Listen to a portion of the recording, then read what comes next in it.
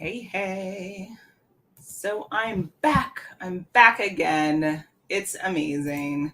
Can't wait to get the party started. So we are going to have me finish a technical function and then I will get officially started. Happy Sunday if you happen to be in the same part of the universe and world as I happen to be. All right. So, as always, it's always very fun dealing with tech stuff, you know? How's everyone's day going so far? For me, it has been a fairly active Sunday so far, which is pretty cool. But, nothing new there. Looking forward to getting some sunlight and hopefully some rest as well. But lots to do. Hope you have a busy and productive day as well. And so, with that, I think what makes most sense is to jump right into the slides. So, let's make sure that that is set up. Okay. And then we are going to go in this mode. Yeah. All right. I like it. Let's do it, y'all. So happy Sunday. We are starting our book club for today, this morning. Like, again, if you're here on the same side of the planet as I am. And I'm excited because we are reading a very, very impactful book. This is called Attitude 101 by John C. Maxwell. And if you've never really thought about the attitude you have either in the workplace or just in your life, I think this is a really good read and a really good opportunity to dive into that. So that's essentially what we're going to be doing. This first, before we get started, I like to start the book club with a little bit of a quote, right? Let's do some reading together. And for this one, it is related to attitude. So the quote is as follows: "Your attitude determines your direction."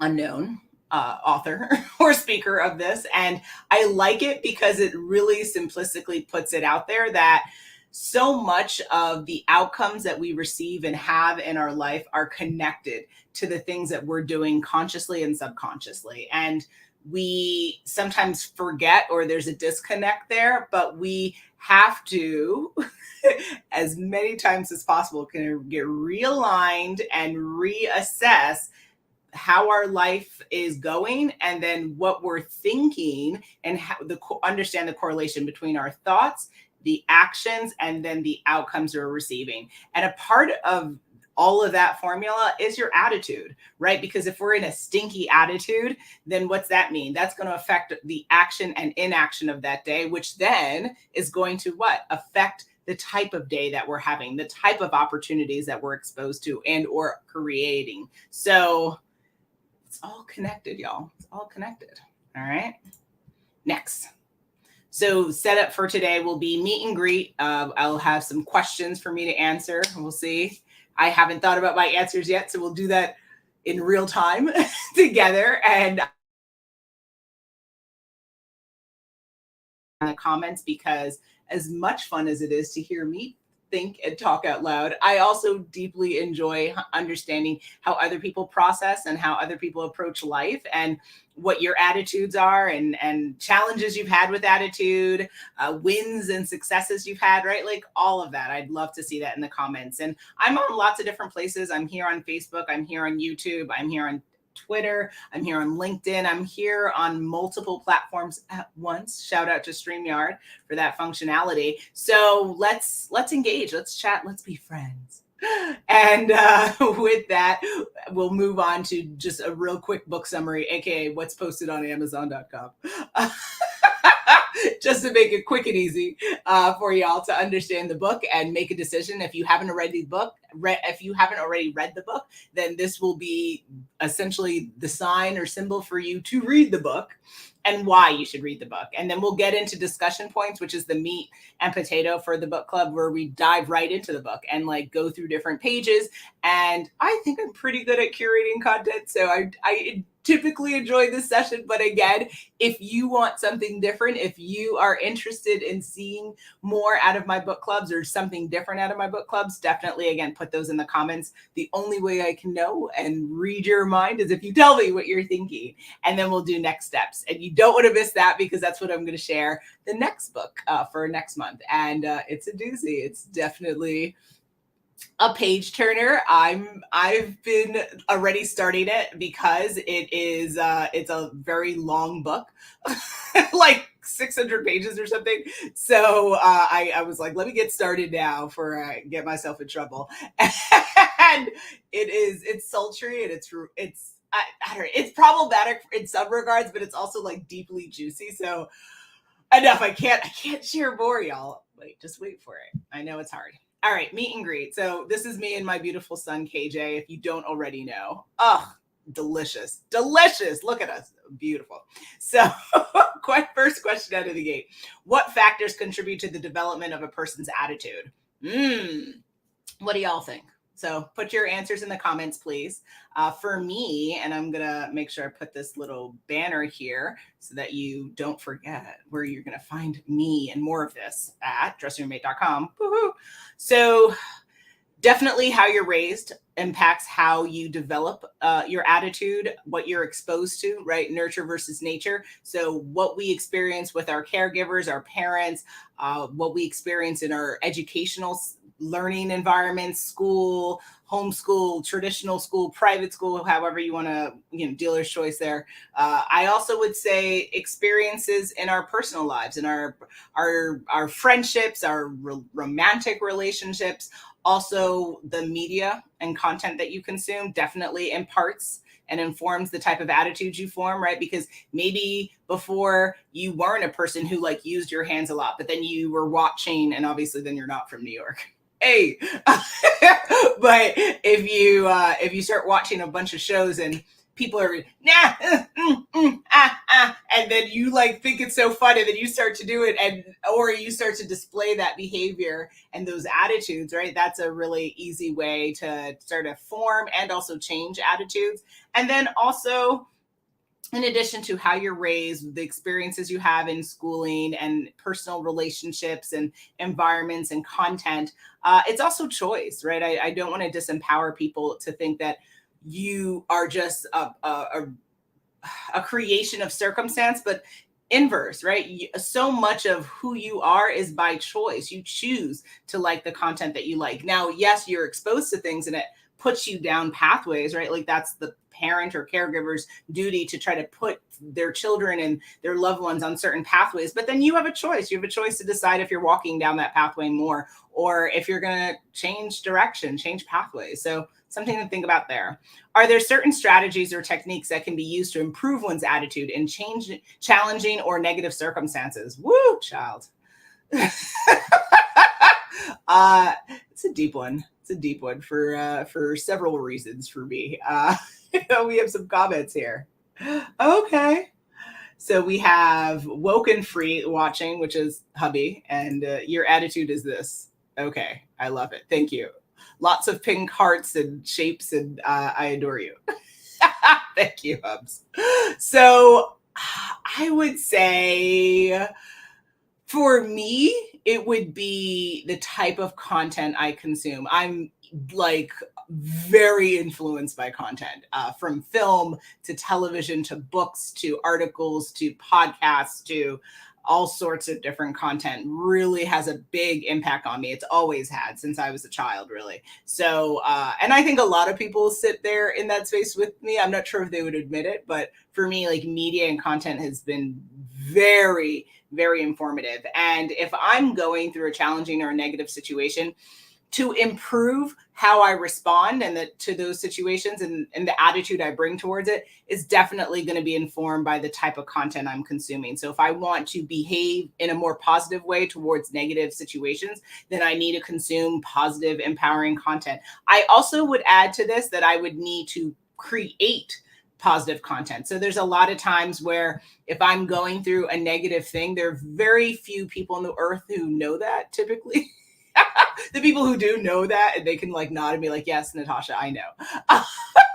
But there's very few people that I am vulnerable enough with to be like, you know what, I'm having a really bad day, or things could be better. I share that with very few people. So most people just see kind of a lot of like the stuff that I'm trying to put out there to help other people. And for me, if I'm challenged by something, it does help for me to feel like if I can do something to make someone else's day better, then that in turn may not make my day immediately better, but I'll feel better about the contributions I'm making to the earth and to my communities that I'm a part of. And then that ultimately will kind of take the pressure off, make things a little bit easier for myself. How does having a positive attitude impact one's overall well-being and success? Well, think about it. There's a direct correlation between positivity and positive outcomes, right? A positive mindset leads to positive outcomes. So if you think and look back on content from any successful person, and you can define success how you see fit, but for me, success is definitely, there's an element within, the type of lifestyle one creates for themselves, the type of relationships they have, the type of impact they're having in the world, also their approach to life and growth and learning. Like that formula for me is expansive, includes other things too, but those are some of the primary things. And I would say for the people who fit that mark, who are within that formula, they have never said, everything I've achieved is because of a negative attitude or negative mindset I've had. Like no one says that. It's always been positivity has led to this. Having faith, even when there was no reason to have faith, has led to this, right? So really, I would say to answer that, it's the positive attitude is not automatically going to get you the positive outcome you want, but it gets you a lot closer to achieving what you really set out to. And again, that achievement, y'all, might not be tomorrow. It might not be 5 years from now. It might not even be 20 years from now. It might be 21 years that you get, the life that you're looking to make. But at the end of the day, the journey begins with the first footstep, right? You have to start somewhere. And attitude is really that foundational starting point. In what ways can attitude influence a person's decision-making process and choices they make in life? So I would say when I look back on my life, when I've been in a funky mood, when I've been depressed or sad or lonely or feeling hopeless, things like that. And like, yes, you feel that. Yes, I do. Natasha feels that way sometimes. I fight it a lot. And again, very few people have enough insight into that. But when it happens, and it happens more than I would like it to, throwing myself into the throes of like, how can I be positive? How can I change the perspective of others? How can I enlighten people?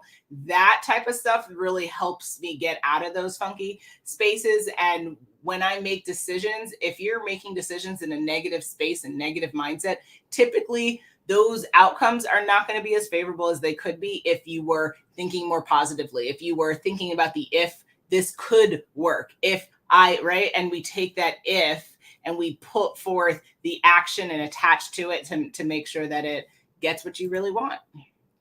That was a lot, y'all. That was a lot. That was like vulnerable. It's a lot. Doing the most.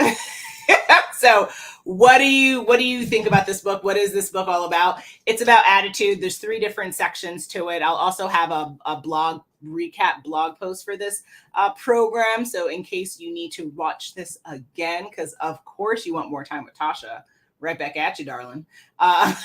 You'll be able to get that. And really, it's really interesting. I don't know. For me, when I was reading it, I was like, I'd never taken the time to really think about attitude as in-depthly as it will be in thought broken down to in this book. And it's a short book. Like it's really thin. I put my little tabs in as I was reading and the different sections I like, but it's going to help you think through the connection between attitude and performance, or attitude and how you view yourself, or attitude and challenges and experiences you have with other people, which is important, especially in the workplace, because y'all, you're not always going to get along with everyone, right? Like that's just a reality. I barely get along people in my family, was less, right? Like there are things where there's things that people say or do that just will namaste, right? Namaste always.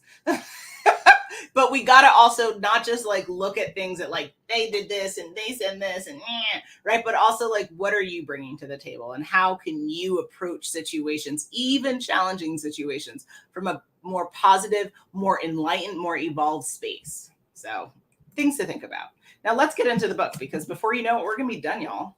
So if you have a copy of the book with you, I ask that you please join me in opening it up and reading together. But if not, then you can just enjoy my voice. Hey, I like it. Attitude. So in case you don't know, I love a good poem. I love lyrics. I love the creativeness of life. And on page 4, he writes the following. Years ago, I wrote something about attitude for my book, The Winning Attitude. I'd like to share it with you. Attitude. It is the advanced man of our true selves. Its roots are inward, but its fruit is outward. It is our best friend or our worst enemy. It is more honest and more consistent than our words. It is an outward look based on past experiences. It is a thing that draws people to us or repels them. It is never content until it is expressed. Woo, that part. It is the librarian of our past. It is the speaker of our present. It is the prophet of our future. Like literal gospel. I was like, listen, wait a minute now. Yeah. Okay. Well, there's a lot of gems just like bam, bam, drop it, like drop the mic 12 times. That was phenomenal. Phenomenal. He goes on even to say good attitudes among players do not guarantee a team's success, but bad attitudes guarantees its failure. And talks about like 5 different truths around attitude and how it affects teamwork and leadership. Like, oh, like that in and of itself. If you're like, well, should I really read it? Like, do I want to read it? Amazing. My favorite part is the end. It is never content until it is expressed. Woo!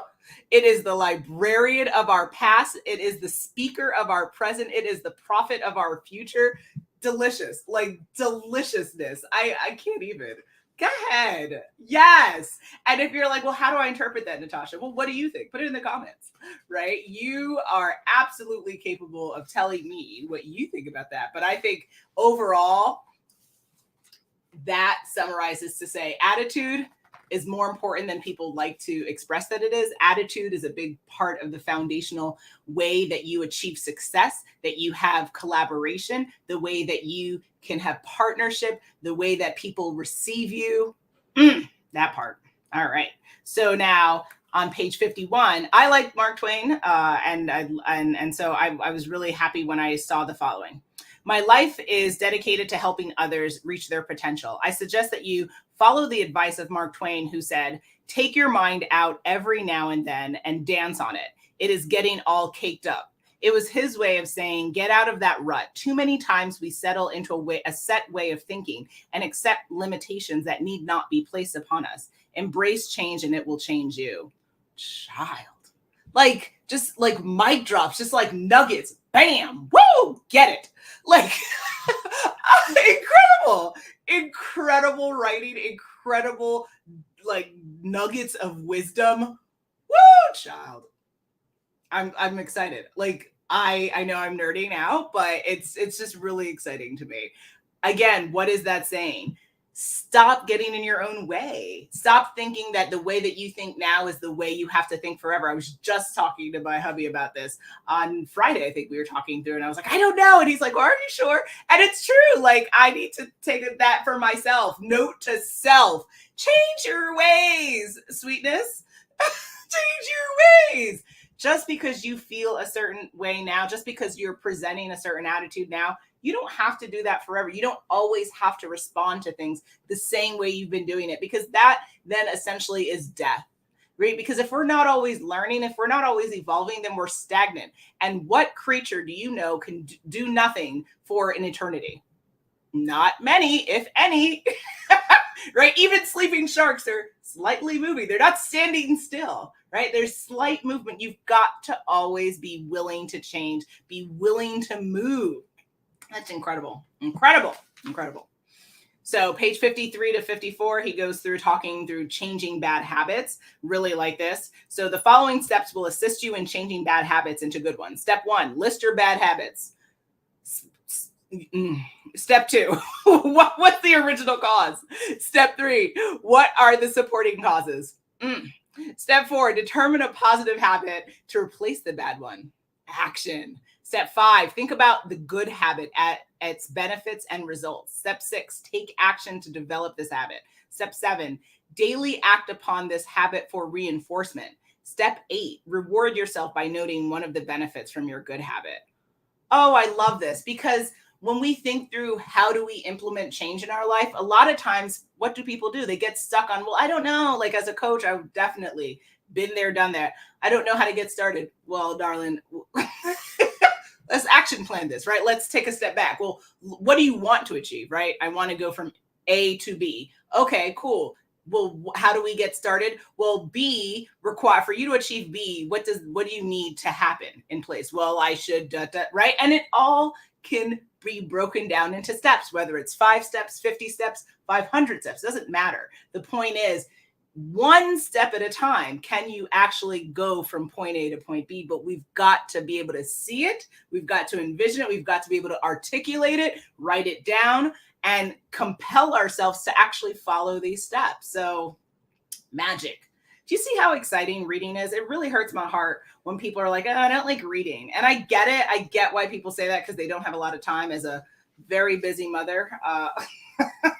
And listen, I'm not even, husband is doing majority of the wonderfulness that is to raise a toddler. But for all the things that I do, I tell you, at the end of the day, if I didn't read, I would probably not be here today.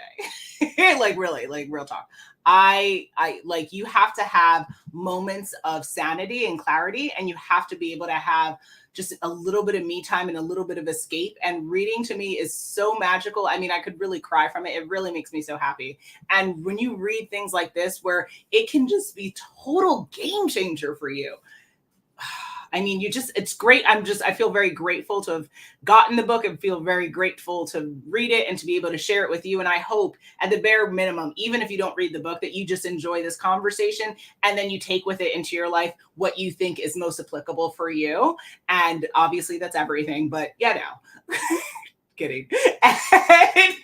And you share it, right? And you keep informing and changing your life, which in turn will change the lives of everyone around you, which in turn is world change. So there you go. Page 74 through 75. He talks through failure, like what could have been a failure. And what I liked about this is the title is Every Genius Could Have Been a Failure.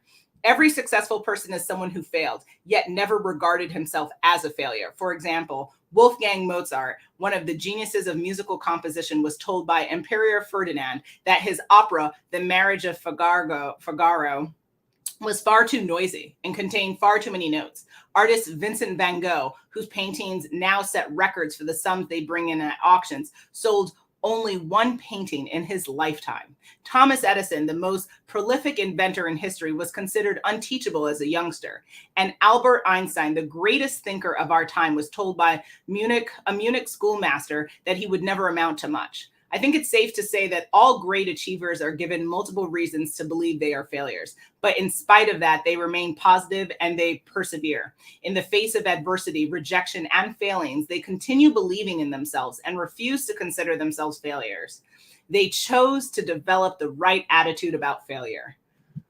Like, how magical is that? If you really think about all that people go through, how many people will tell you can't do something? Your own parents, your own blood will look you in your face and question your ability to succeed in this life, which is sickening. It's sickening, but it's a reality of life. And you have to have the right attitude to say, I don't care what you think. I don't care if you think I will be nothing, because I know who I am. I know what I will do, and I know what I can achieve. And you keep pushing forward, one foot in front of the other. It doesn't matter if your tribe believes you or not. It doesn't matter. You just got to keep going, and you'll get what you need. So I found this, if you can't already tell, to be deeply moving. I was like, listen, this book, like, we will need to read this again, y'all. Like, we don't have to do it in the book club, but you will need to get the book on Amazon.com. Thank you very much. And you will need to read this book multiple times in your life.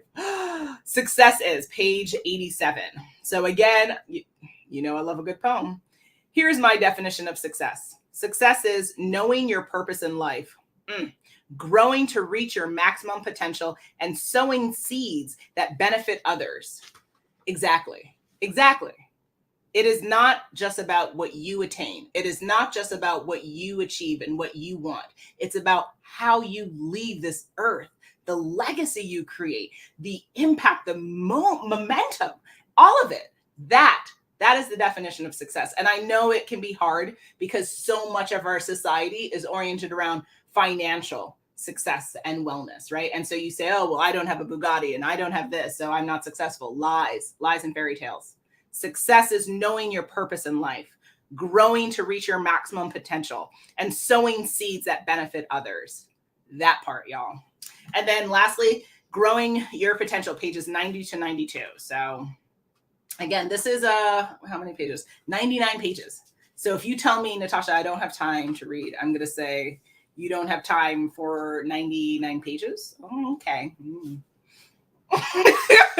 So how do you grow towards your potential? 1, concentrate on one main goal. 2, concentrate on continual improvement.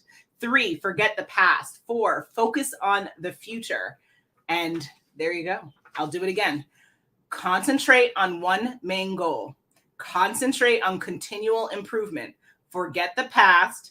Focus on the future, right? It's not about what's behind you. It's about what's ahead of you. So with that, if you do not see how powerful this book is, I don't know what other type of act I could do. Like literally so profound. What comes next? Okay, so I was saying, this story is very, very, very obsessed amongst all types of teeny boppers and older women and everyone in between that really, really, I love a good love story. I love love. I love passion. I've always loved that since I was a child. And when I came across this on Netflix, I saw the movie before I read the book. Next month, we will be reading book 1. It's a multi-book series, and it is challenging because there's some toxicity in the relationship between the main 2 characters, Tess and Hardin, but there's something deeply passionate and beautiful and special about them. So I'm excited. I'm like slightly blushing because it is, I mean, it's sultry, y'all. It's like, yes. So there's some fun to be had, but I'm excited. I'm excited to finish the book. Like I said, it's like 600 pages. So I would encourage you to get started now and get the book now. It's on the recommendations page, and in the beginning of the month, it'll also be on the home page. But go to dressingright.com. Get a copy of Attitude 101, Hello, but also pick up a copy of After Book 1 and join me for some real good fun. So with that, let me see what other types of comments. All right, so we have Khalil coming through with, we should at least start with a good attitude. Bad attitudes only bring disaster and dismay. Love it. Love it, love it, love it. Very true. Very, very true, Khalil. So thank you for the inclusion. Thank you for everyone who joined me here. Please, thank you for watching this on the replay if you weren't able to join me this morning. And please share this out. Share this with your friends. Again, attitude is foundational starting point for how we achieve things in our life. And as they say, gratitude is the only attitude you need. I've been encouraged by close people in my life to really lean into gratitude. It can be a game changer. It can be a lifesaver. But this book, again, will really help you understand attitude on a deeper level. So I encourage you to get the copy of the book today, read it, come back, put your thoughts in the comments. And with that, I will see you next month. Alrighty, y'all. Bye.